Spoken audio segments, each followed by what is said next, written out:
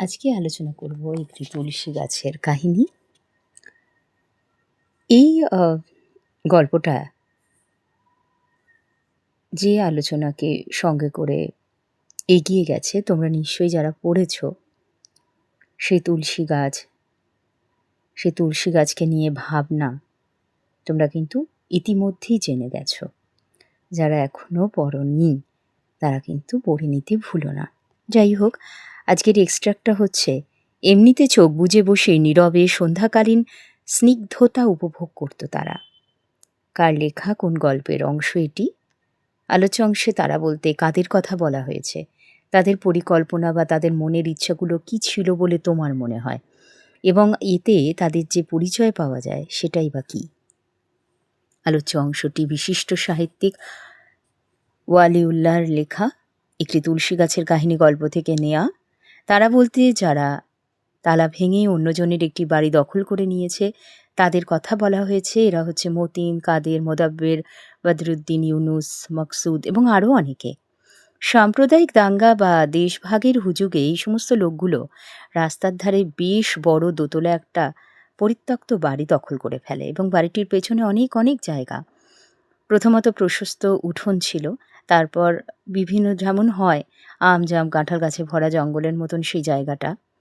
সেখানে কড়া সূর্যালোক, সূর্যাস্তের ম্লান অন্ধকার এবং আগাছা আবৃত ওই মাটিতে একটা ভ্যাপসা গন্ধও ছিল। সামনেই বড় জায়গাটায় বাগান করার পরিকল্পনা করে সকলে, এবং বিশেষ করে মতিন ভাবে সে বাগান করবে। তার বাগানের বড় শখ, যদিও আজ পর্যন্ত তা কল্পনাতেই ছিল। বাস্তবে হয়েছিল কিনা জানা যায় না। সেভাবে একটু জমি পেলে সে নিজেই বাগানের মতন করে নিত। যত্ন করে লাগাতো মৌসুমি ফুল, গন্ধরাজ, বকুল, হাসনুহানা, 2-4টে গোলাপও। তারপর সন্ধ্যার পর আপিস ফিরে সেখানে বসত। এটা কিন্তু কোট, যারা মনে রাখতে পারবে তারাই লিখবে।